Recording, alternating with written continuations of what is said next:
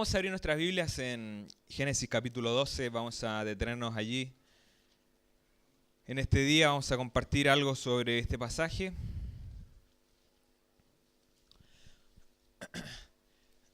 Génesis capítulo 12. No sé si usted ha escuchado decir lo siguiente: la Biblia es un libro anticuado, la Biblia es un libro viejo, la Biblia es un libro para gente anciana, la Biblia es un libro para religiosos, la Biblia es un libro que no se entiende, la Biblia es un libro que habla cosas sueltas, etc. Todos generalmente ataques y comentarios de personas que nunca se tomaron el tiempo de leer. Y la Biblia es más actual que el diario de mañana.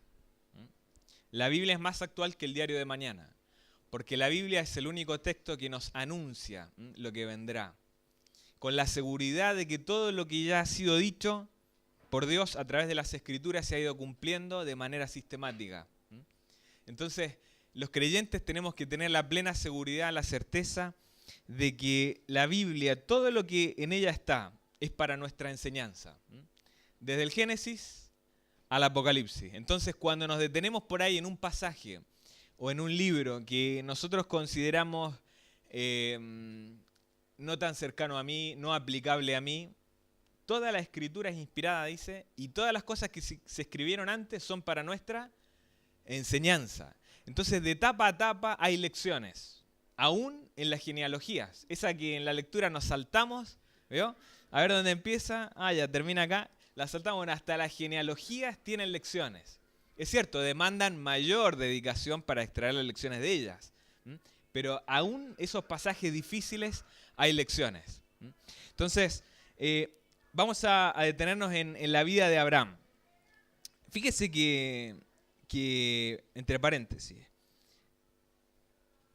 la Biblia es tan actual que lo que se ve en los noticieros, por ejemplo, hablando de Medio Oriente, ustedes saben todo lo que pasa en Medio Oriente, la tierra de Israel, ¿cierto? La batalla palestina, está lo que es el ISIS, usted conoce los grupos islámicos extremistas, conoce lo que es el EI, el Estado Islámico que se quiere formar, etc. Hay todo un escenario, hermanos, que pasa hoy.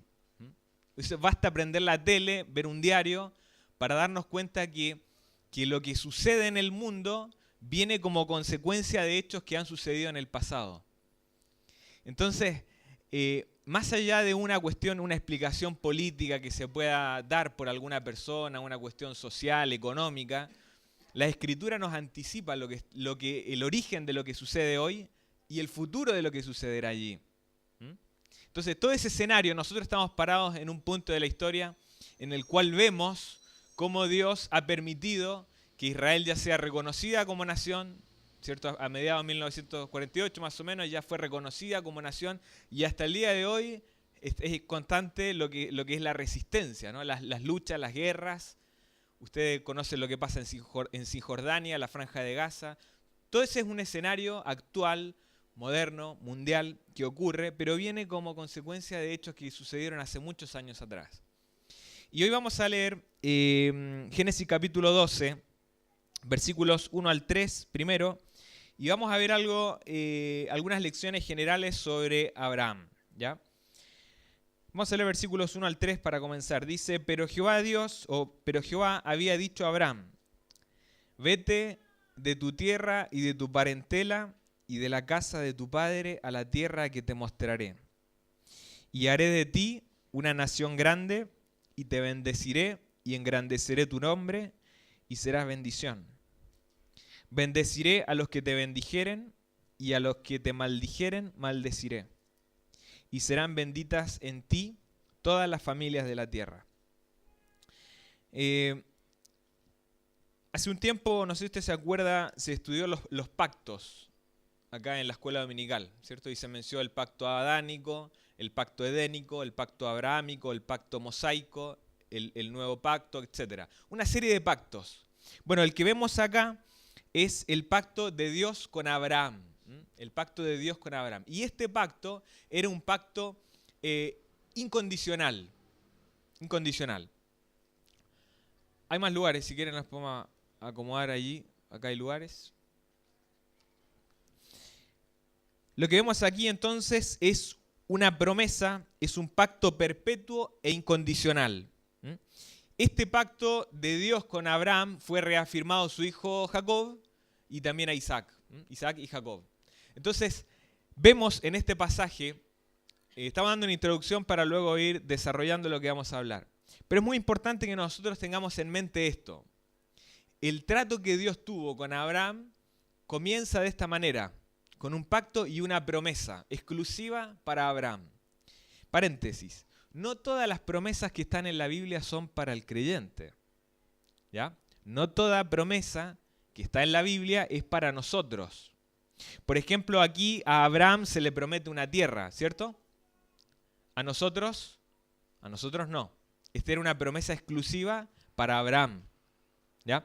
Hay promesas en la Biblia que son para el pueblo de Israel y hay promesas en la Biblia que sí son para la iglesia, o sea, para nosotros. Cuando hacemos esa distinción, vamos a tener una buena norma de interpretación de la Biblia y no vamos a caer en malas doctrinas, en malas prácticas. ¿Ya? ¿En qué consistía esta promesa? Bueno, dice allí, en primer lugar, contiene 4 elementos esta promesa. En primer lugar, habla de una simiente.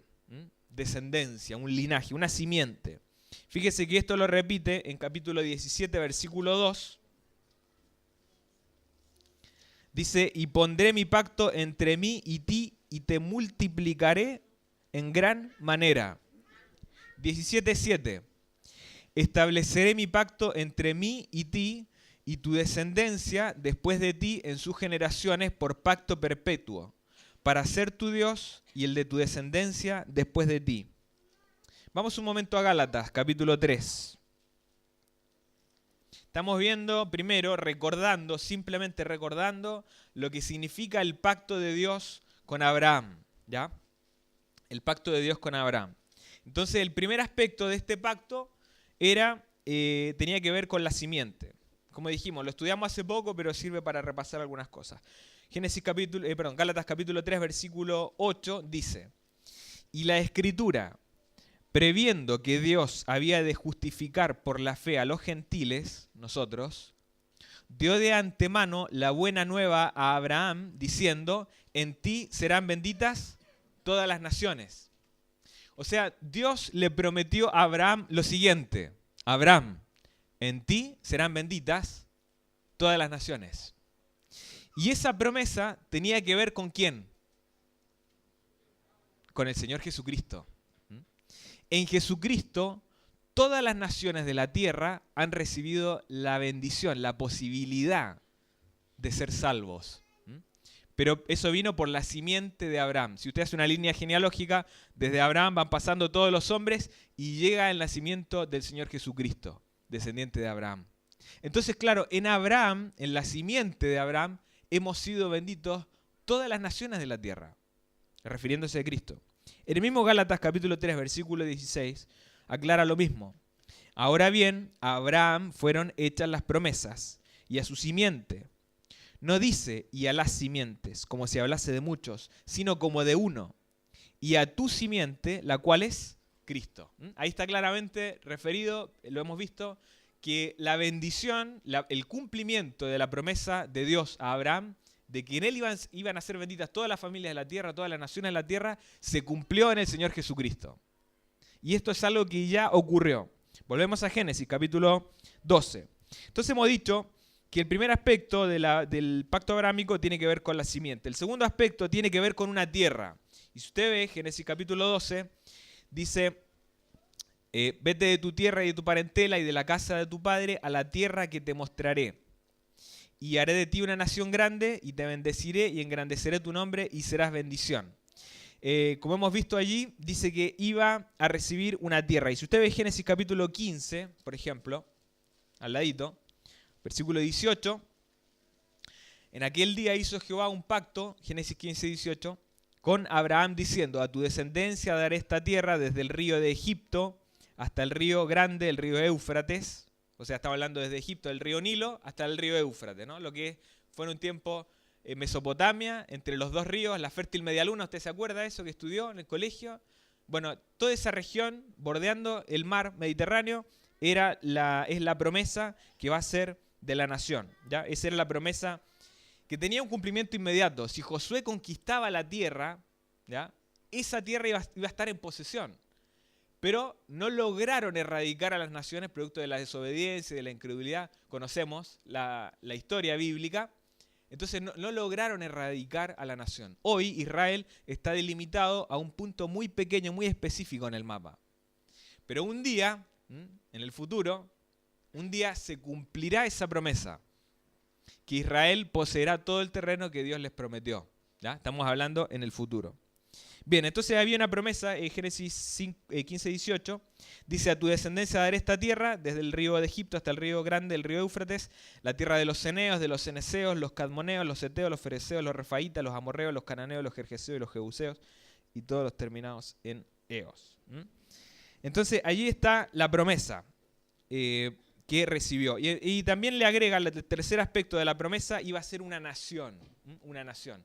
Y le dice: si alguien puede contar el polvo de la tierra, si alguien puede contar la arena del mar, si alguien puede contar las estrellas de los cielos, así alguien podrá contar tu descendencia. Y realmente los judíos están dispersos en el mundo entero. No hay país que no tenga un judío. ¿Ya? No hay país que no tenga un judío. Toda la nación de Israel está dispersa. Y su descendencia, ¿no? Entonces algunos de ellos van volviendo a la tierra, vuelven de retorno a la tierra. Pero todo lo que vemos hoy, les repito, los noticieros, lo que pasa en Cisjordania, lo que pasa en Gaza, en respuesta a estos conflictos.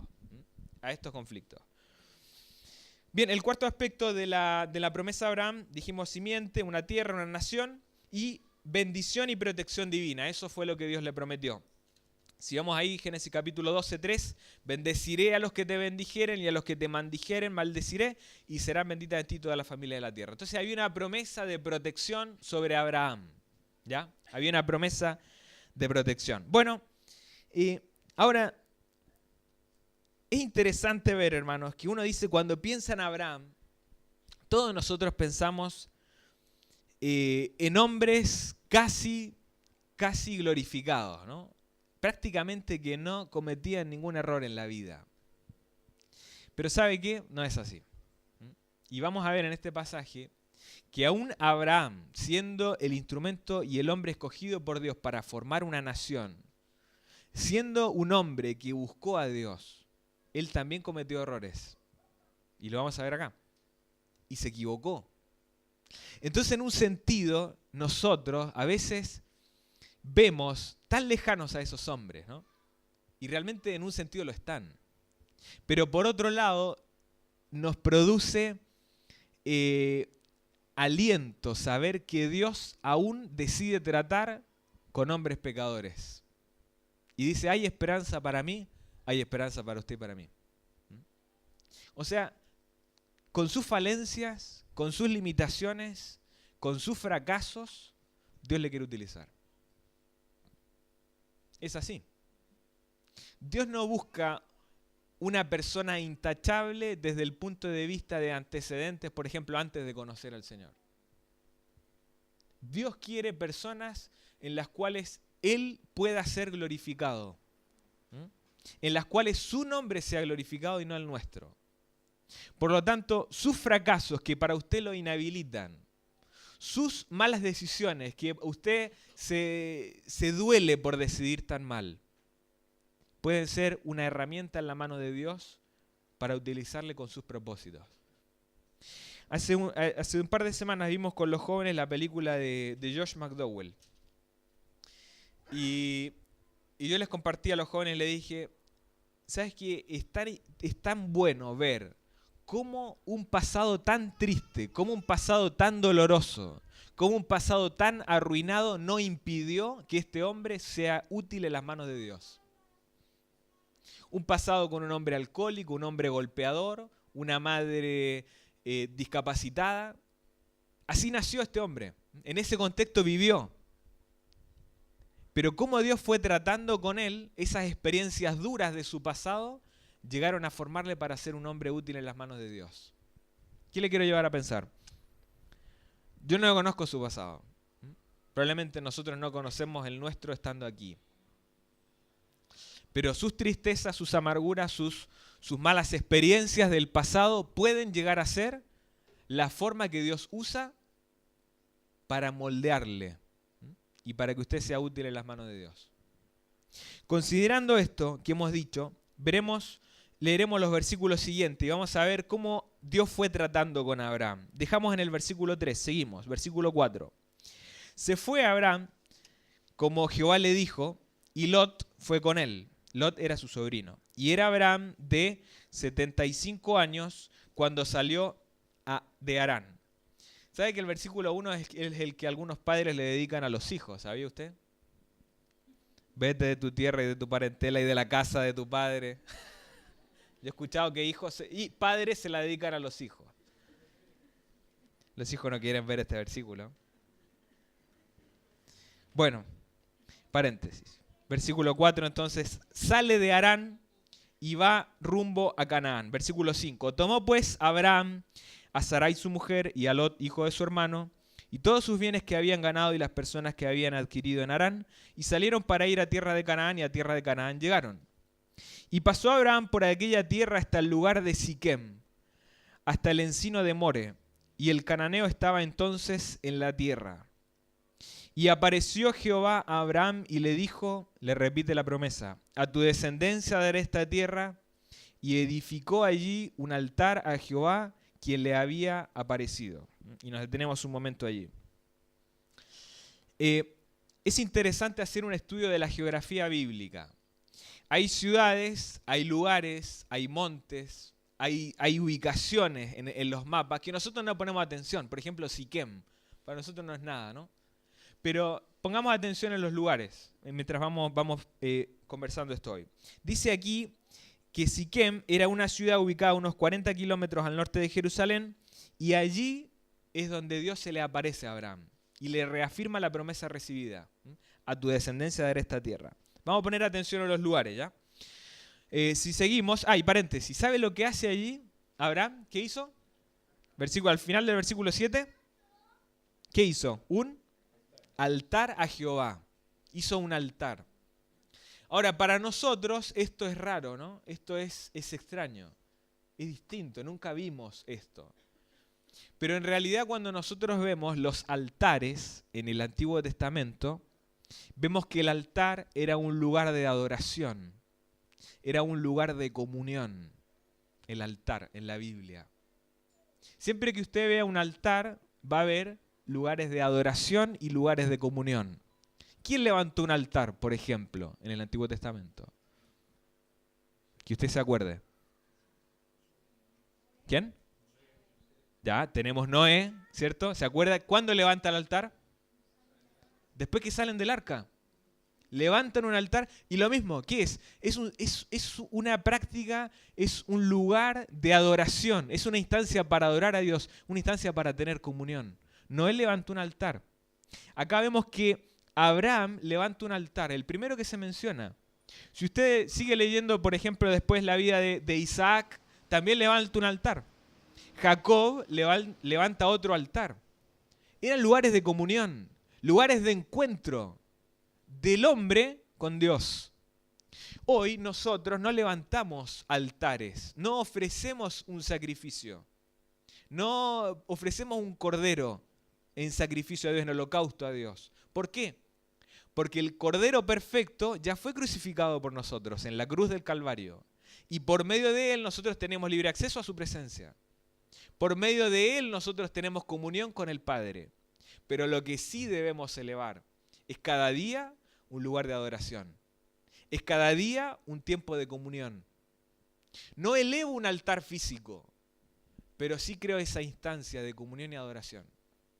Esta práctica de los hombres de Dios fue constante en todo el Antiguo Testamento. Hermanos, construir altares en la vida, altares al Señor, lugares de encuentro, lugares de comunión, lugares de adoración a Dios, por cosas que Él hizo, por respuestas de oración recibidas, por bendiciones que nos dio inmerecidas, aún por su silencio. Todo lo que sucede en la vida debe llevarnos a un lugar de comunión y de adoración. Y Abraham lo hizo. Versículo 8, mire. Quedó en Siquem, sale de Siquem, construyó el altar. Dice, luego pasó de allí a un monte al oriente de Betel y plantó su tienda, teniendo a Betel al occidente y Ai al oriente. Y edificó allí altar a Jehová e invocó el nombre de Jehová. Pasa de Siquem a las cercanías de Betel. Y allí levanta otro altar a Dios. Otro altar. O sea, interesante, otra cosa. ¿Sabe lo que ven a Abraham usted y en muchos hombres de Dios? El altar y la tienda. Y la tienda es figura de la peregrinación. Antiguamente, ¿cierto? En la cultura oriental, los que vivían en tiendas, porque se iban trasladando, eran pueblos que vivían de la ganadería. Entonces, de acuerdo a las estaciones del año, de acuerdo a la calidad de los pastos, de acuerdo a los ataques de los enemigos, ellos se iban trasladando. ¿Cómo se llamaba eso? Nómade, ¿cierto? Sedentario, esa es nuestra palabra, somos sedentarios, ¿no?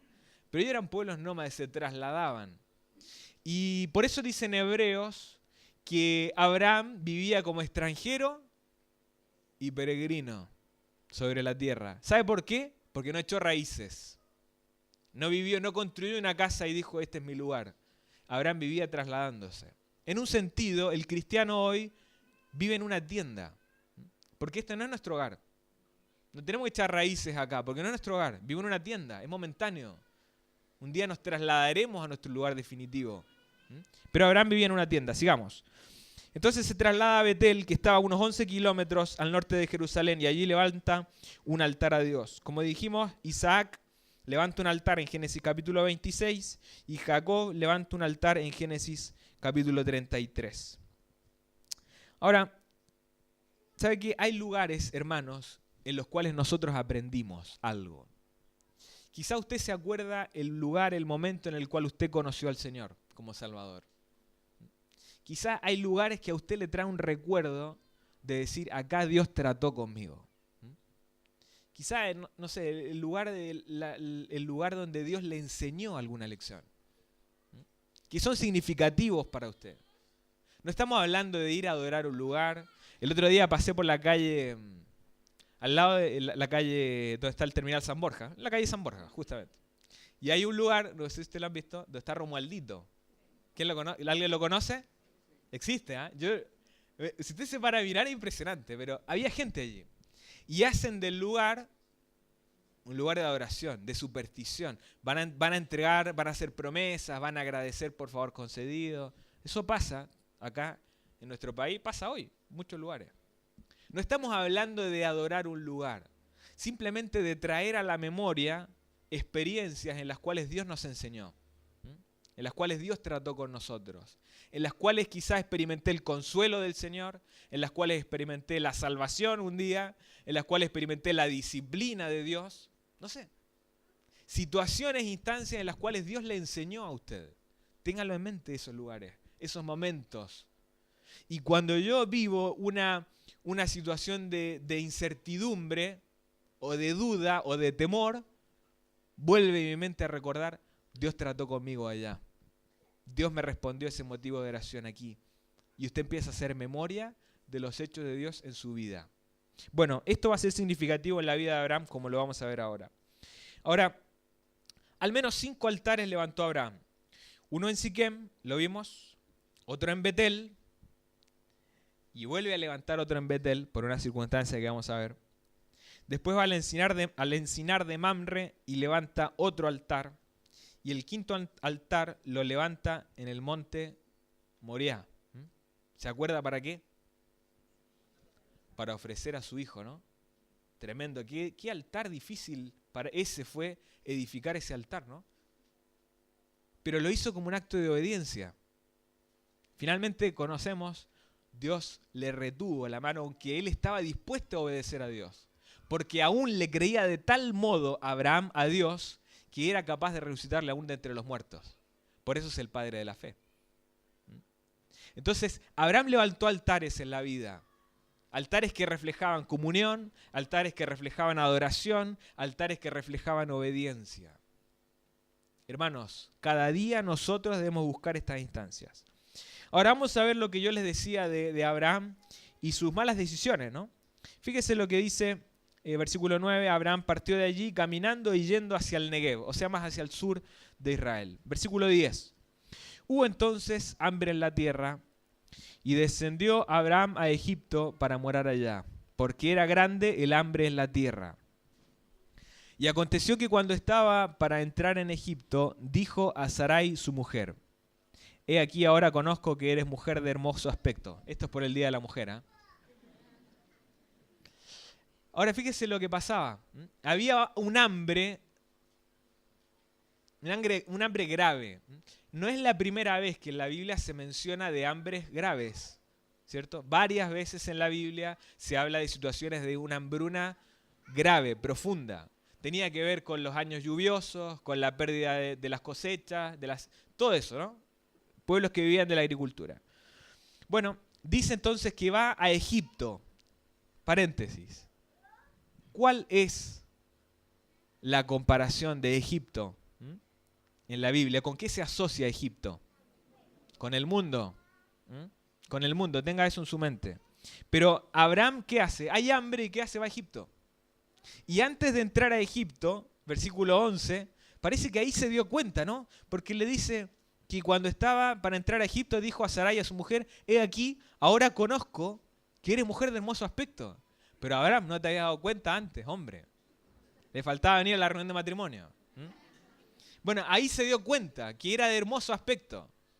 Entonces, ¿qué le dice? Elabora un plan, una estrategia, una argumentación en defensa de algo que pudiera ocurrir.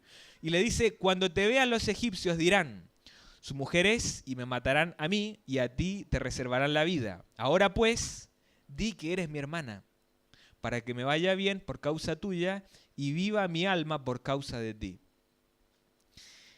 Y aconteció que cuando entró Abraham en Egipto, los egipcios vieron que la mujer era hermosa en gran manera. También la vieron los príncipes de Faraón y la alabaron delante de él.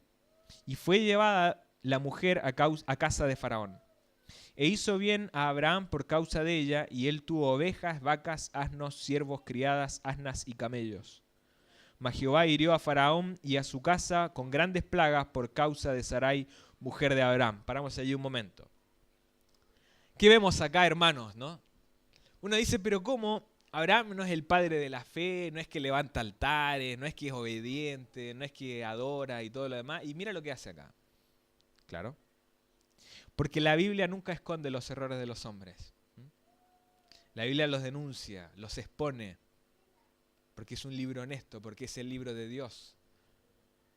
Pero a la vez, hermanos, nos da lugar a nosotros de decir, todo hombre es pecador, todo hombre es falible. Y nosotros no estamos exentos de tomar malas decisiones, aun cuando en el pasado hayamos levantado altares. Cada día debemos procurar vivir agradando a Dios.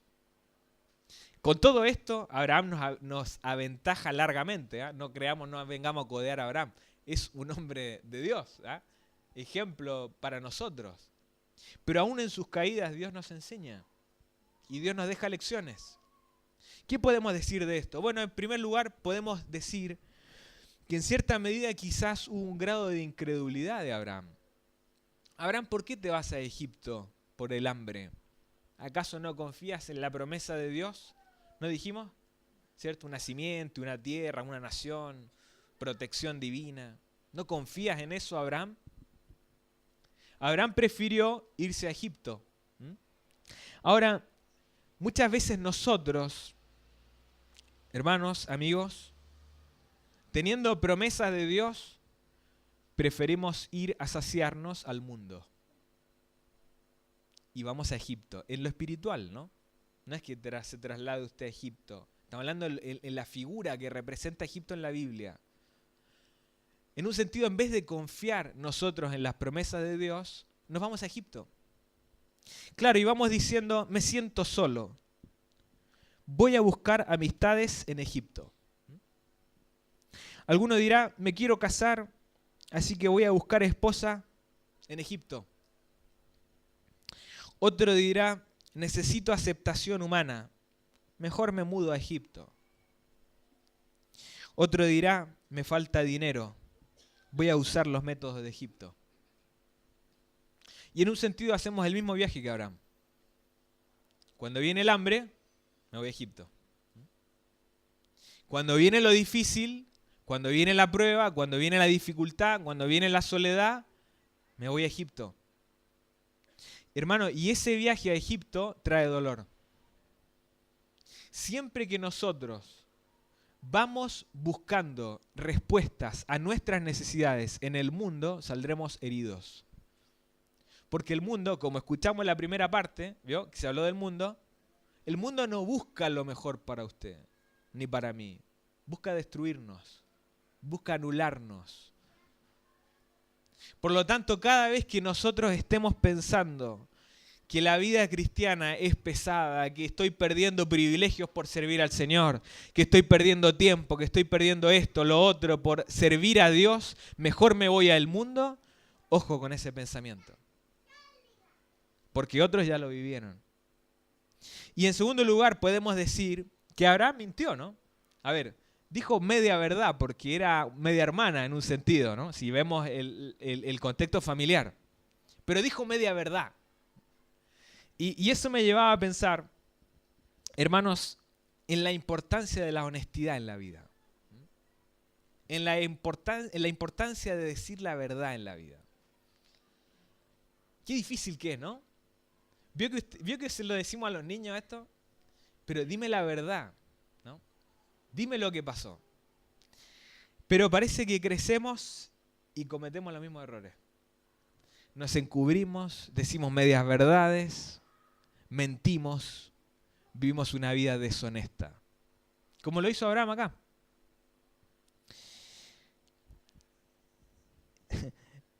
Yo ayer quería ver el partido de tenis. No sé si usted lo vio. A mí me gusta verlo. Y buscando el tenis me encontré solamente con una noticia. ¿Le pasó a usted? Que cambiaba de canal y había noticia. ¿Y de qué era? Del caso Penta. Y yo pensaba después en la verdad, ¿no? Cómo esos hombres que quedaron en prisión preventiva, cómo esos hombres anhelarían volver el tiempo para atrás. ¿Y qué cosa? Y decir la verdad. Y después yo le decía a Virgil, le decía, ¿cómo habrá sido la noche para estos hombres, no? Ellos no viven acá al lado nuestro, usted sabe. Ellos viven con otras comodidades. No necesariamente digo que esté mal eso, a lo que voy es la diferencia, lo que les causó esto, ¿no? No lo mire de lo que digo del punto de vista político, no estamos hablando de eso. Simplemente yo le llevo a pensar en esto, en el concepto de decir la verdad. ¿Cuánto anhelarían esos hombres retroceder el tiempo y decir, oye, digo la verdad, no sabe los problemas que me trajo? Porque no decir la verdad nos trae problemas. ¿Se los trajo a usted alguna vez no decir la verdad? Claro que sí, todos hemos estado metidos en problemas por no decir la verdad. Abraham acá se mete en un problema y mete en un problema a su esposa. Imagínese que él dice, para que viva mi alma, le dice él, ¿no? Oye, ¿y tu esposa? No, que viva mi alma. Y claro, y Sara fue llevada al harén de Faraón. Allí estaba su esposa. Siempre, hermanos, que no estamos dispuestos a decir la verdad a cabalidad, nos meteremos en problemas. Y volviendo al caso de estos hombres, ¿no? De lo que pasó en el caso de Penta. ¿Cuánto anhelarían estos hombres devolver la plata? Oye, te doy el doble, pero sácame de esto. Te lo multiplico por 10, lo que defraudé al fisco, te lo multiplico por 10, pero sácame de acá. ¿Usted cree que no harían eso estos hombres? Lo harían, pero no pueden. ¿Por qué? Porque hay consecuencias por los actos. Y no decir la verdad trae consecuencias. Mire, Proverbios 23, 23. Es fácil para memorizar, ¿ah? Proverbios 23, 23. ¿Usted se acuerda del número de la camiseta de Michael Jordan? Y tiene un buen versículo. Quizá el número de su casa, su edad, a la edad que se casó, no sé. Asocie números suyos con textos bíblicos. Es una manera de retener pasajes. Proverbios 23, 23 dice así, mire. Compra la verdad y no la vendas. ¿Qué contenido en tan pocas palabras? ¿Cuánto podríamos hablar de esto? Compra la verdad y no la vendas. O sea, adquiramos, hermanos, tomemos la decisión de ser hombres de verdad y no transemos en eso. Y de eso yo creo que Abraham nos enseña con sus errores. Compra la verdad y no la vendas. Proverbios capítulo 3. Hablando sobre lo mismo.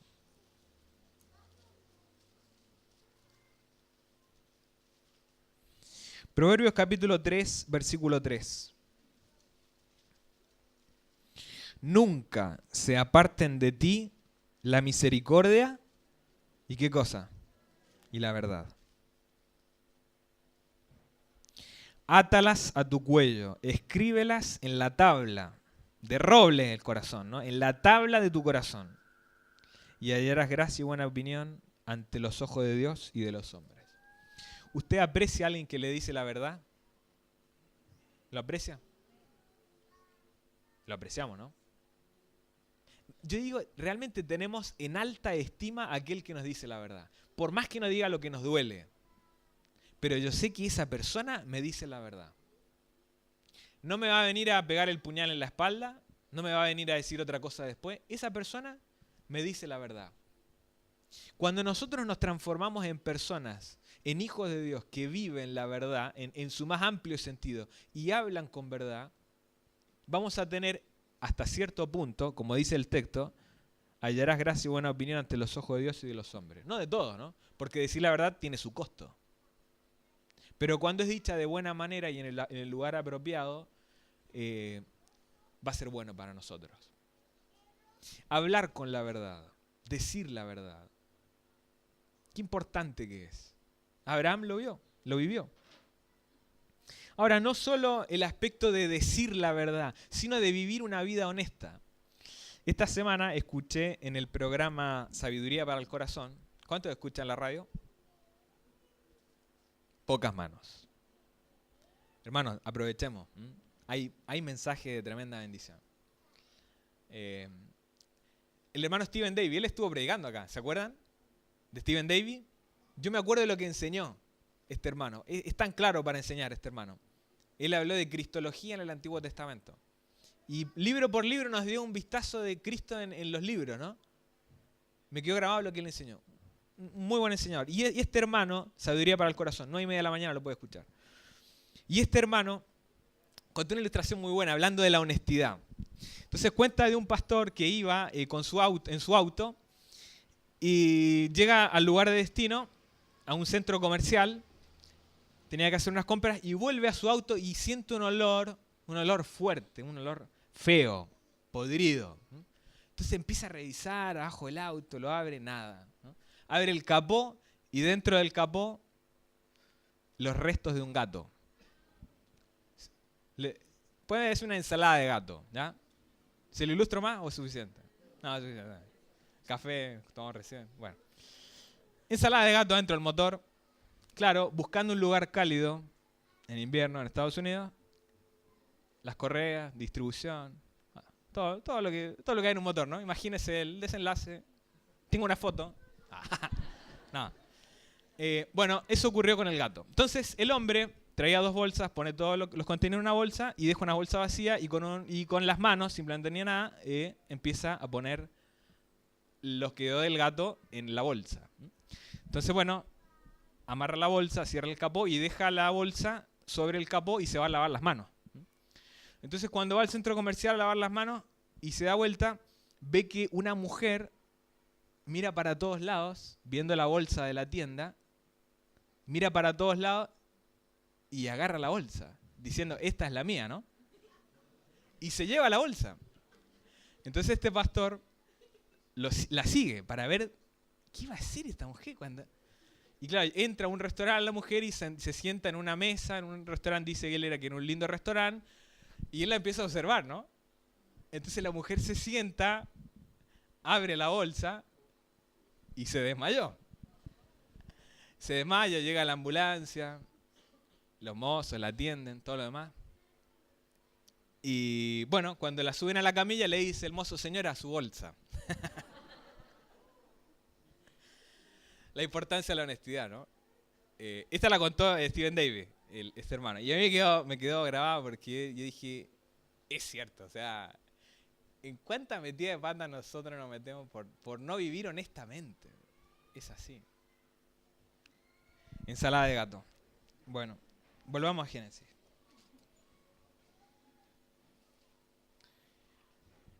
Allí está Abraham diciendo, es mi hermana, ¿cierto? Recibió muchas cosas, dice que recibió ovejas, vacas, asnos, siervos. Abraham se frotaba las manos. Y en el versículo 17 dice que Jehová hirió a Faraón y a su casa con grandes plagas por causa de Sarai, su mujer, Sarai, mujer de Abraham. Entonces, Faraón llamó a Abraham y le dijo, ¿qué es esto que has hecho conmigo? ¿Por qué no me declaraste que era tu mujer? ¿Por qué dijiste, es mi hermana, poniéndome en ocasión de tomarla por mujer? Ahora pues, he aquí tu mujer, tómala y vete. Qué tremendo. Faraón dándole lecciones de ética a Abraham. A veces el mundo nos da lecciones de ética a nosotros. Hay gente que encuentra, usted lo ha visto, bolsas con dinero en la calle y la va a devolver a los carabineros. ¿Usted sabía eso? Pasó ahora en el sur hace poco. Ejemplo, ¿y usted dice, ¿y esa persona era cristiana? No, simplemente tenía un alto sentido de la ética y una buena formación. Ahora, si nosotros lo hubiéramos hecho,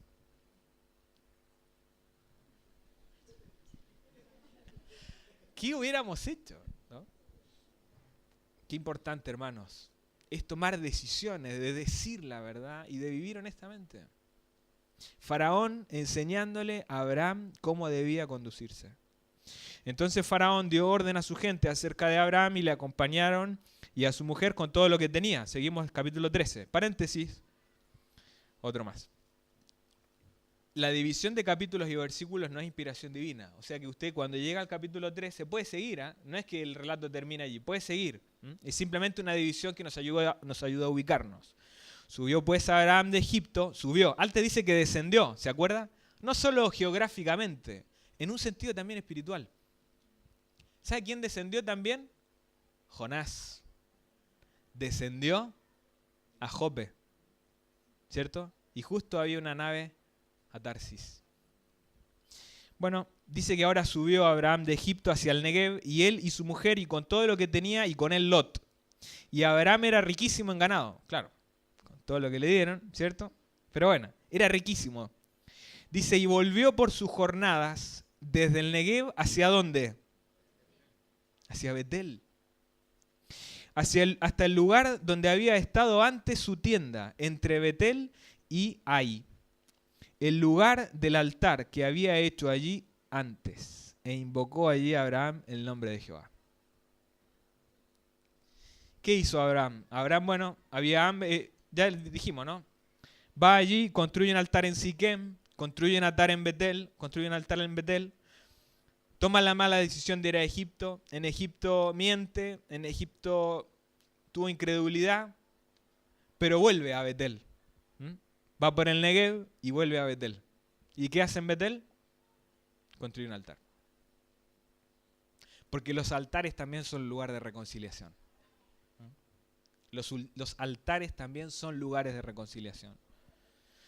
Y mire, si usted se equivocó, si usted pecó, si usted tomó una mala decisión, hermano, vuelva a Betel.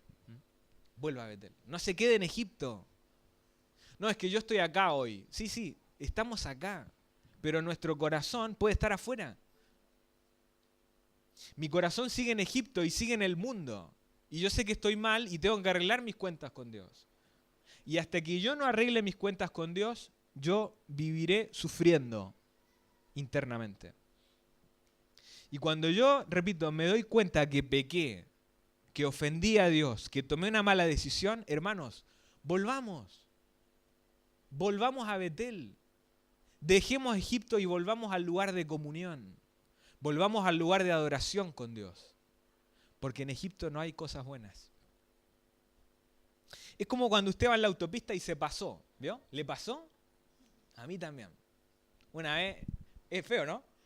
Pero una vez teníamos que ir ahí a una iglesia en La Farfana, y yo me pasé, no solo me pasé una vez, me pasé 2 veces.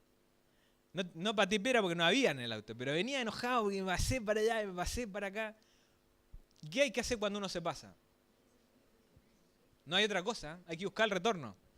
Y por ahí son 5, 10. Llegué hasta el peaje yo, hasta Mayoco, y me devolví. Por no mirar los carteles, por no andar atento, etc. O simplemente despistado. Pero ¿sabe lo que hay que hacer, hermano? Tenemos que volver, tenemos que retornar. Cuando siempre yo le digo a Virgen, si te pasaste, devuélvete. Es así de sencillo. Me pasé, bueno, devuélvete. Es así. No te queda otra.